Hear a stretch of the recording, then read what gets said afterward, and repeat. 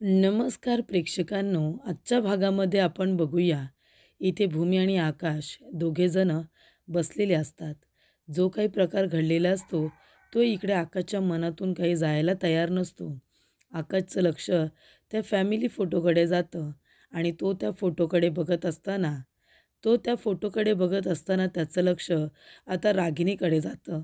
त्याला असं वाटत असतं की तो त्या फ्रेमकडे बघतोय आणि पाठीमागून रागिनी हातामध्ये चाकू घेऊन येते आणि तो चाकू त्याच्या पाठीमध्ये खुपसते.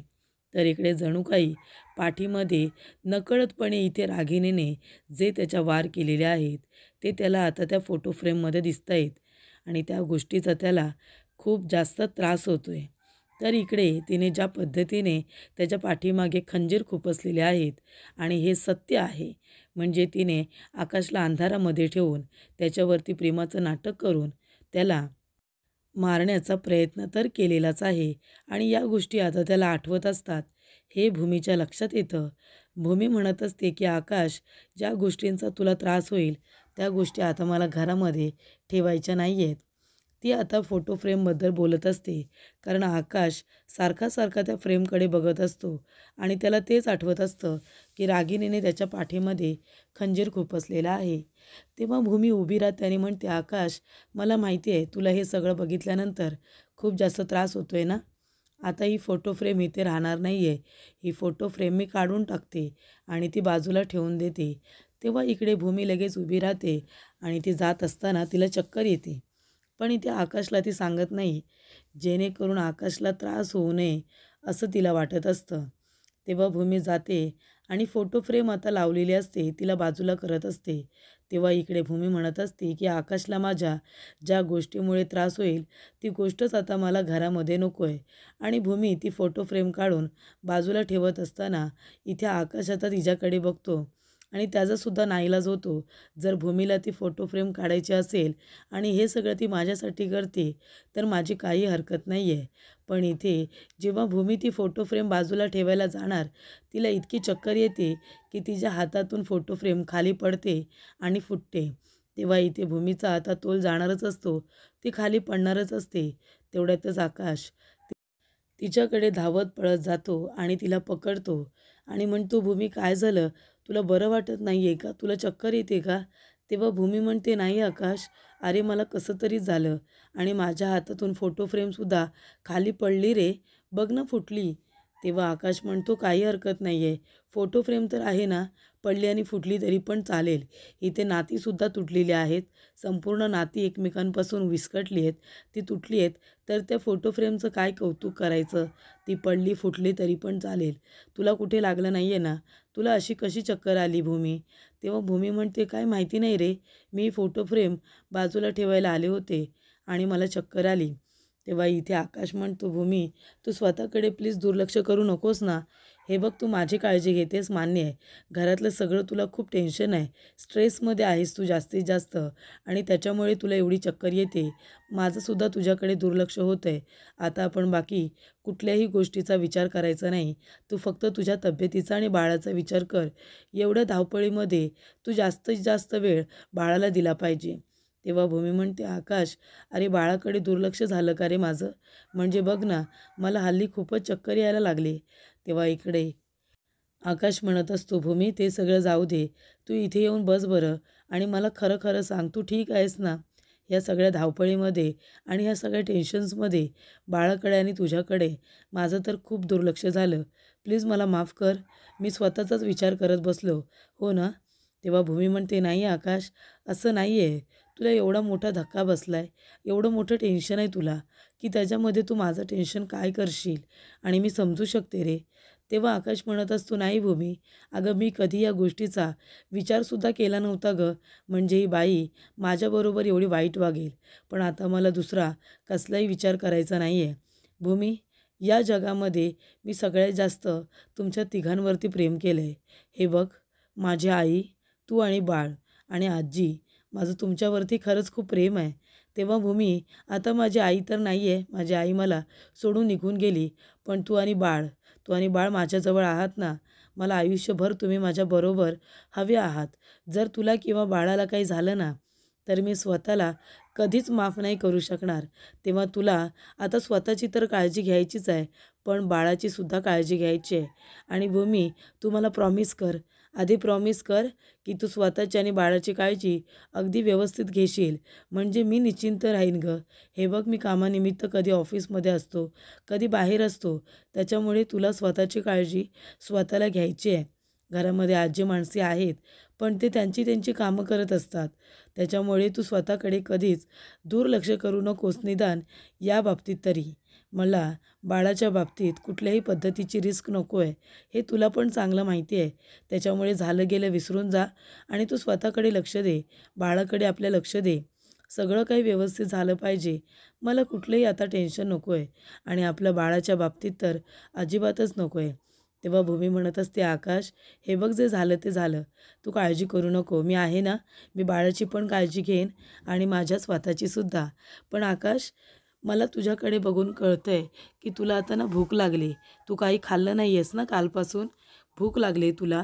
मी पटकन जाते आणि तुझ्यासाठी काहीतरी गरमागरम खायला बनवून घेऊन येते. तेव्हा आकाश म्हणत असतो, भूमी, गरमागरम खायला आणतेस, पण तुला खरंच बरं वाटतंय ना? तुला चक्कर तर येत नाही आहे ना? प्लीज मला खरं खरं सांग, नाहीतर मी डॉक्टरांना बोलवतो. डॉक्टर तुला चेक करून जातील. प्लीज भूमी, खरं बोल माझ्याशी, खोटं नको बोलूस. तेव्हा इथे भूमी म्हणते, नाही आकाश, मी खरंच बरी आहे. तेव्हा भूमी आपल्या मनामध्ये म्हणत असते की मला असं का होतंय, मला एवढी चक्कर का येते, माझ्या डोळ्यावरती एवढी अंधारी का येते. तेव्हा इकडे भूमी म्हणत असते, आकाशला मी काही सांगितलेलं नाही आहे, कारण तो आधीच इतका टेन्शनमध्ये आहे, अजून टेन्शन घेईल. पण मला खूपच जास्त चक्कर येते आणि हल्ली हे प्रमाण खूपच जास्त वाढत चाललं आहे. सगळं काही ठीक तर असेल ना? तेव्हा इथे भूमी किचनमध्ये तर येते, पण तरीसुद्धा तिची तब्येत बिघडलेली असते. तिला चक्कर येते आणि चक्कर आल्यानंतर ती खाली बसते. तेवढ्यातच तिथे मानसी आहे, त्याने म्हणते, ताई, काय झालं गं ताई, तू ठीक आहेस ना? मी डॉक्टरांना बोलू का? आकाश जिजूंना आवाज देऊ का? तेव्हा भूमी म्हणते, नाही नको माणसे, त्याला काही नको बोलूस गं. आधीच त्याला त्याचं खूप जास्त टेन्शन आहे. त्याच्या आई-वडिलांचं टेन्शन आहे त्याला आणि आता रागिनी पटवर्धन त्याच्याबरोबर ज्या काही वागल्यात ना, ते तू विसरू शकत नाही आहे. कारण त्याची खूपच जास्त अटॅचमेंट होती ना त्यांच्याबरोबर. त्याच्यामुळे तो सहजासहजी विसरू शकणार नाही आहे हे क्षण. तेव्हा इथे भूमी म्हणत असते, मला खरंच खूप चक्कर येते. मानसी म्हणते, ताई, तू ठीक आहेस ना? नाहीतर आपण डॉक्टरांना बोलूया का? हे बघ, तू स्वतःकडे दुर्लक्ष करतेस. तू खाण्यापिण्याकडे सुद्धा लक्ष देत नाही. तू सकाळपासून काय खाल्लंस ते सांग बरं. तेव्हा भूमी गप्पच बसते, कारण तिने सकाळपासून काहीही खाल्लेलं नसतं. ती फक्त कामं करत असते. तेव्हा मानसी म्हणते, ताई, बघितलंस ना? अगं, तू सकाळपासून काही खाल्लेलं नाही आहेस, मग तुला चक्कर येईल नाही तर काय. हे बघ, अशा अवस्थेमध्ये तुला बाळाची आणि तुझी दोघांची काळजी घ्यायची आहे आणि तू आहे ना स्वतःकडे अजिबात लक्ष देत नाही. बाळावरती याचा दुष्परिणाम होऊ शकतो. ताई, तुला माहिती आहे ना, याआधी तू सिनेमे केलेले आहेस. तुला प्रत्येक गोष्ट माहिती आहे, काय असतं काय नाही. त्यामुळे तू आता अजिबात दुर्लक्ष करू नको स्वतःकडे आणि आता स्वतःची पण काळजी घे आणि बाळाची सुद्धा. हे घे पाणी पी तू आणि मी तुला आता काहीतरी गरमागरम बनवून देते. तू भाऊजींना सुद्धा दे आणि तू सुद्धा खा. पण तू भाऊजींकडे, तुझ्याकडे, बाळाकडे अजिबात दुर्लक्ष करू नकोस. मी खरं सांगते, आता तुलाच स्वतःची काळजी घ्यायची आहे. तेव्हा इथे भूमी विचार करत असते की मला असं का होतंय, हल्ली मला एवढी चक्कर का येते, माझी तब्येतसुद्धा बिघडत चालली आहे. तेव्हा इकडे रागिनी आता बसलेली असते अंधारामध्ये आणि थंडीमध्ये. तेव्हा इकडे अभिजित रिक्षा घेऊन येतो. तोपर्यंत रागिनी त्याची वाट बघत बाहेरच बसलेली असते. तेव्हा रागिनी म्हणते, काय झालं, कुठे मला फ्लॅट भेटलाय का? चल आपण तिथे जाऊया. तेव्हा इथे अभिजित म्हणत असतो, नाही ना गं आई, फ्लॅट आता तिथेसुद्धा भेटलेला नाही आहे. सगळीकडे आकाशने सांगून ठेवले की तुला कुणीही भाड्याने इथे किंवा आपला स्वतःचा जो आहे तो फ्लॅट कुणीही तुला देणार नाही आहे. तेव्हा इकडे रागिनी म्हणत असते की हा आकाश जरा जास्तच इथे आगाऊपणा करायला लागला आहे, म्हणजे मला कुठेही तो फ्लॅट भेटू देत नाही आहे. त्यालासुद्धा या सगळ्याची आता शिक्षा भोगावी लागणार आहे. तेव्हा इकडे अभिजित म्हणत असतो, या सगळ्याचे परिणाम खूपच जास्त वाईट होणार आहेत आई. तेव्हा रागेने म्हणत असते, हे आकाशसुद्धा खूपच जास्त बदलला आहे आता. खूपच जास्त तो आपल्याबरोबर वाईट वागायला लागला आहे. त्यालासुद्धा हे सगळं पुढे जाऊन सहन करावं लागणारच आहे. सोडणार नाही मी त्याला. कुणालाच मी सहजासहजी सोडणार नाही आहे. तेव्हा इथे अभिजित म्हणत असतो, आई अगं कुठे राहणार आहेस तू आता? हे बघ कुठेही फ्लॅट मिळत नाही आहे आणि आता रात्र पण झाली आहे ना. तेव्हा मी एक काम करतो, आता कुठल्या तरी हॉटेलमध्ये जाऊया. तिथे जाऊन तुझ्यासाठी मी एक रूम बुक करतो. तेव्हा रागिनी म्हणते, अभिजित हॉटेलमध्ये जायचं आपण? अरे पण तिथल्या लोकांनासुद्धा कळलंच असेल की त्यांनी न्यूजला बघितलं असेल, त्यांना माझं नाव माहिती आहे. मग ते लोकं मला त्यांच्या हॉटेलमध्ये रूम का देतील ना? तेव्हा अभिजित म्हणत असतो, आई तू काळजी करू नको. त्या लोकांना माहिती असलं ना तरीसुद्धा मी कुणाच्या नावाने बुकिंग करतो आहे त्यांना नाही माहिती आणि मी माझ्या नावाने बुकिंग करतो आहे ना, मग तू तिथे जाऊन राहू शकतेस. तेव्हा इथे रागिनी म्हणते, बरं ठीक आहे. तेव्हा अभिजित आता ऑनलाईन इथे रूम बुक करत असताना त्याच्या लक्षात येतं की त्याच्या अकाउंटला तर पैसेच नाही आहेत. तेव्हा इकडे अभिजित म्हणत असतो, आई असं काय होतं आहे? माझ्या अकाउंटवरून पेमेंट होत का नाही आहे? तेव्हा त्याला मेसेज येतो बँकेमधून. तेव्हा इथे अभिजित म्हणत असतो, आई अगं माझ्या अकाउंटला पैसे आहेत, खूप पैसे आहेत. मग इथे ऑनलाईन पेमेंट का होत नाही आहे? तेव्हा इथे अभिजित म्हणत असतो रागिनीला की आई तुझे आणि माझे अकाउंट आहेत ना, ते इथे आकाशने बंद केलेले आहेत. म्हणजे तुझे आणि माझे अकाउंट्स आता चालणार नाही आहेत. तेव्हा इकडे अभिजित म्हणत असतो, माझ्या अकाउंटमध्ये खूप सारे पैसे होते, पण आता दोघांचेही अकाउंट बंद केल्यामुळे आपण ऑनलाईन पेमेंट नाही करू शकत. तेव्हा रागिनी म्हणते, अभिजित अरे आता काय करायचं मग? बरं ठीक आहे, त्याने जरी आपले अकाउंट बंद केले असले ना, तरीसुद्धा आपल्याला पैसे मिळतील. तू घरी जा आणि तिजोरीतून हवे तेवढे पैसे घेऊन ये जा. तुला हवे तेवढे घे. तेव्हा अभिजित म्हणत असतो, पण आई तिजोरीची चावीसुद्धा त्या भूमीकडेच आहे ना. मग मी तिजोरी कशी काय उघडणार आहे? तेव्हा रागिनी म्हणत असते की अभिजित अरे तिजोरीची चावी भूमीकडे पण आहे, पण डुप्लिकेट चावी माझ्याकडे आहे ना. मग सहजासहजी सगळ्यावरचा हक्क सोडते की काय? ती डुप्लिकेट चावी मी तुला देते. मग तू जा आणि तिजोरीतून आहे ना हवा तेवढा पैसा घेऊन ये. कुणालाही घाबरायची गरज नाही आहे. आणि त्याच्यानंतरला मी बरोबर एकेकाला कशी धारेवरती धरते ते बघच तू. प्रत्येकाला त्याच्या गुन्ह्याची शिक्षा होणारच. फक्त तू आता त्या ठिकाणी जा आणि तिजोरीतून हवे तेवढे पैसे काढ. तेव्हा अभिजित त्या ठिकाणी आलेला असतो. त्याच्याकडे चावी असते. तो आता तिजोरी उघडतो. तिजोरी उघडल्यानंतर अभिजित बघतो तर काय, खूप सारे पैसे आता तिजोरीमध्ये असतात. अभिजितचे डोळे फिरलेले असतात. त्याला आता त्यातून खूप पैसे घ्यायचे असतात जेणेकरून इथे रागिनीसुद्धा व्यवस्थित राहील आणि तोसुद्धा. तेव्हा त्याच्यातून आता तो पैशाचे बंडल काढायला जातच असतो. तेवढ्यातच इथे त्याचा हात तिजोरीमध्ये गेल्यानंतर इथे आकाशचा हात इथे अभिजितच्या हातावरती आलेला असतो आणि तो अभिजितचा हात पकडतो आणि त्याला म्हणत असतो, हे काय करतोयस तू अभिजित? आपल्याच घरामध्ये चोरी करतोयस तू? म्हणजे आता तुमचे अकाउंट्स बंद झालेत म्हणून तुम्ही तिजोरीतून चोरी करणार का? तेव्हा अभिजित म्हणतो, मी चोरी करत नाही आहे. या घरावरती आमचासुद्धा अधिकार आहे ना. मग ही तिजोरी तुझ्या काही एकट्याची नाही आहे. त्याच्यामुळे या तिजोरीवरती आमचासुद्धा अधिकार आहे. आमचासुद्धा याच्यामध्ये हिस्सा आहे, वाटा आहे. तोच घ्यायला मी इथे आलो आहे आणि मी तो घेणारच. तेव्हा आकाश म्हणत असतो, अरे तुझा हिस्सा आहे ना त्याच्यामध्ये, वाटा आहे ना. मग तू अशी चोरून येऊन घेणार आहेस का तुझा वाटा, तुझा हिस्सा? सगळ्यांसमोर घेणार आहेस ना. मग तू एकटा येऊन आमच्या नकळतपणे तिजोरी उघडून त्याच्यातून पैसे गायब का करत होतास? नेमका तुझा हे सगळं करण्यामागचा हेतू तरी काय? चोरी करत होतास तू? आपल्याच घरामध्ये चोरी करतोयस, लाज नाही वाटत तुला? तेव्हा इकडे अभिजित म्हणत असतो, मी काही चोरी वगैरे करत नाही आहे, कळलं ना. याच्यावरती माझा अधिकार आहे आणि म्हणून मी पैसे घेत होतो. आणि काय रे आकाश, अकाउंटसुद्धा आमचे बंद केलेस, सगळ्यावरचा एक्सेस आमचा काढून घेतला आहेस, तरीसुद्धा पोट भरत नाही आहे. तर आता झाडूसुद्धा इथे आम्हाला भेटणार नाही आहे का? तेव्हा अभिजित म्हणतो, हे बघा सगळं काही आहे ना, तुमच्या एकट्याचं नाही आहे, आमचं पण आहे. तेव्हा भूमी म्हणत असते की आम्ही असं कधी बोललोच नाही की हे सगळं आमचं आहे, तुमचं नाही आहे. आपण सगळेजण एकत्रच राहत होतो, एकत्रच वावरत होतो. जो काही खर्च करत होतो सगळा एकत्र होत होता.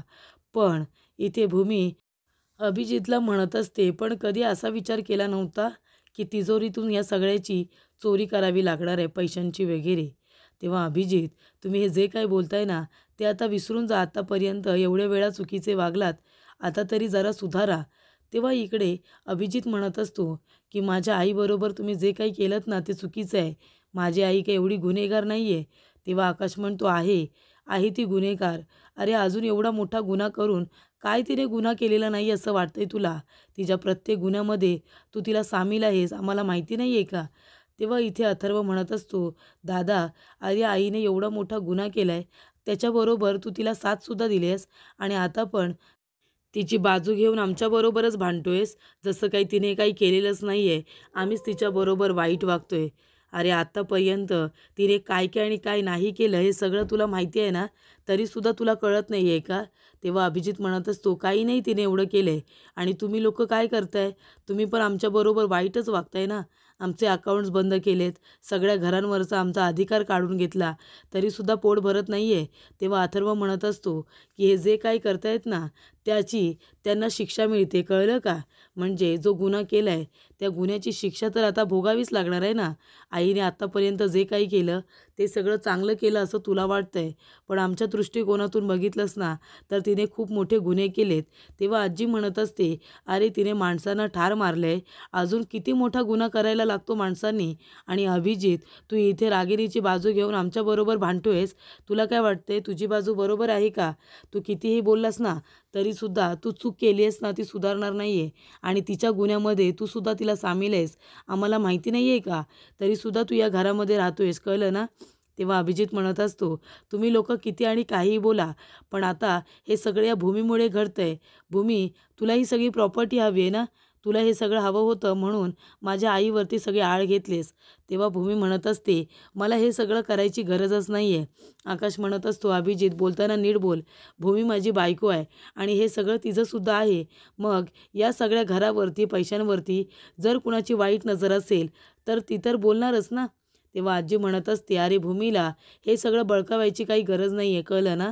हे सगळं भूमीचंच आहे आणि भूमी या सगळ्याची काळजी घेणार, याच्यामध्ये तुला वाईट वाटण्यासारखं काही नाही आहे. तेव्हा इकडे अभिजित म्हणत असतो, ए भूमी, आता तरी गप्प बस, कळलं ना? आता तरी गप्प बस. अगं या घराला तोडून तर मोकळी झाली आहेस, अजून आता एकमेकांच्या विरोधात सगळ्यांना भडकवू नकोस. तेव्हा अभिजित म्हणत असतो, हा जो काही तमाशा होतोय ना घरामध्ये तुझ्यामुळे होतोय. तुझ्यामुळे आज आमची ही परिस्थिती निर्माण झाली, कळतंय का तुला? सोडणार नाही आहे मी भूमी. एक नंबरची लालची मुलगी आहेस तू.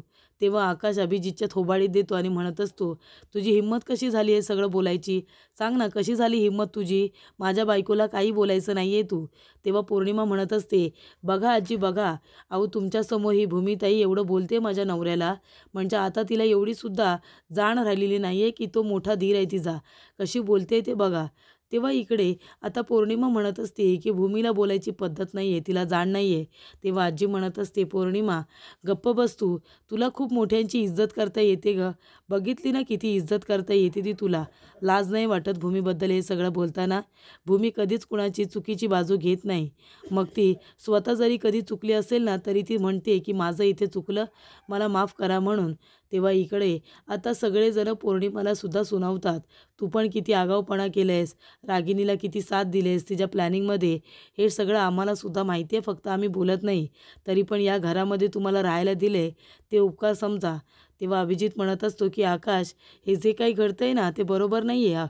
आणि भूमी, तुला वाटत असेल की घरातून बाहेर काढलंस म्हणून हे सगळं आता इथे संपेल, नाही. तुम्हालासुद्धा या सगळ्याची आता भरपाई करावी लागणार आहे. मी काही स्वस्थ बसणार नाही आहे. तुम्हाला जे काही करायचं आहे ते तुम्ही करा.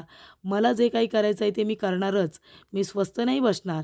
तेव्हा इकडे पौर्णिमा आता त्या लोकांना चांगली धमकी देत असते आणि अभिजितसुद्धा. अभिजित म्हणत असतो की आकाश, तुझी बायको जे काही बोलते सगळं तुला बरोबर वाटतंय ना? तेव्हा आकाश म्हणतो, हां मला बरोबर वाटते, कारण ती काही चुकीचं बोलत नाही आहे. रागिनी पटवर्धन जे वागले ना माझ्याबरोबर तेच तिने मला सांगितले आणि तेच आम्ही इथे करतोय. त्याच्यामुळे पुन्हा ही हिंमत करायची नाही. तिजोरीच्या चाव्या वगैरे ज्या काही डुप्लिकेट असतील त्याचा वापर करून इथे चोरी करायची गरज नाही आहे. जरी विचारलं असलं, सांगितलं असलं तरीसुद्धा पुन्हा पुन्हा खात्री करून घ्यायची, तिजोरीला हात लावायच्या आधी, कळलं का? तेव्हा अभिजित म्हणत असतो की तुमच्या लोकांचं हे वागणं खूपच जास्त आता वाढत चाललं आहे. याचं सगळं काही बदला तुमच्याकडून घेतला जाईल. तुम्हाला काय वाटलं हे जे काही चाललं आहे ते गुपचूप आम्ही बघू आणि गप्प बसू का? अजिबात नाही. दिवस प्रत्येकाचे तेच राहत नाही, प्रत्येकाचे दिवस येतात आणि लवकरात लवकर ते आमचेसुद्धा येतील. आणि जेव्हा ते दिवस आमच्या बाजूने असतील ना तेव्हा तुमची काय अवस्था करतो ते बघाच तुम्ही. तेव्हा रागिनी म्हणत असते की हे सगळं आहे ना ती भूमी भूमीमुळे होतं आहे, सगळं भूमी करते. तेव्हा आजी म्हणत असतात की हे काय बोलतोयस तू अभिजित? अरे या घरातलं खाऊन सवरून सुद्धा अजून तुझी अक्कल ठिकाणावरती येत नाही आहे. भूमीने काही केलेलं नाही आहे. उलट भूमी जे काही करते ना या घरासाठी ते सगळं भल्यासाठीच आहे. भूमीने कधीच कुणाचं वाईट चिंतलेलं नाही आहे आणि कुणाचं वाईट केलेलं सुद्धा नाही आहे. पण पौर्णिमा, तुम्ही किती लोकांचं वाईट केलंय आणि किती वाईट बोलताना हे तुम्हाला पण माहिती आहे, तरीसुद्धा ओरडून बोलू नकोस. म्हणजे करून सवरून नामानिराळं राहायचं आणि दुसऱ्या माणसांना चुकीचं ठरवायचं, ही तर सवयच आहे ना तुमची. अगं आतापर्यंत जे काही गुन्हे केलेत ना ते आधी आठव. आणि इथे आईने जो काही गुन्हा केला आहे त्याच्यामध्ये तुम्हीसुद्धा कितपत साथ दिली आहे ना ते सुद्धा आठव, कळलं ना? तेव्हा इथे अभिजित म्हणत असतो, गप्प बसा सगळेजणं. आता सगळ्यांची हिंमत खूपच जास्त वाढली आहे ना आम्हाला बोलायची. सोडणार नाही मी कुणाला. तुम्हाला सगळ्यांना याची शिक्षा भोगावीच लागणार आहे. आकाश, तू माझ्यावरती हात उगारलेस ना या भूमीसाठी, पण आता तुमचे दिवस चालू आहेत, आमचे दिवससुद्धा येतील. तेव्हा इकडे आकाश म्हणत असतो, तुमचे दिवस आले ना तरी ते खोटेच असतील, ते चांगुलपणाचे नसतील, कारण तुम्ही आम्हाला त्रास दिला आहे, आम्ही तुम्हाला नाही.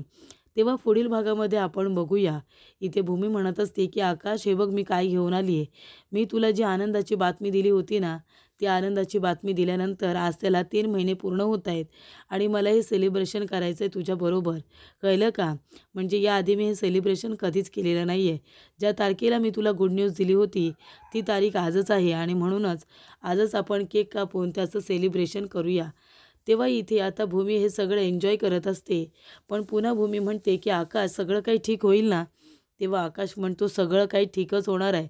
तेव्हा भूमी मानसीला म्हणत असते, मानसी तू बघितलंस ना, आज आकाश सगळं काही व्यवस्थित बोलत होता, पण अभिजितच्या नजरेमध्ये मला वेगळीच एक आग दिसली गं. एक वेगळीच नफरत दिसली. म्हणजे बघ ना, सगळं काही उद्ध्वस्त करून टाकतायत की काय, अशा भाषेतच ते बोलत होते. त्यांच्या नजरेमध्ये मी खूपच जास्त तिरस्कार बघितला आमच्याबद्दल. मला भीती वाटली या सगळ्याची, असं भूमी म्हणते.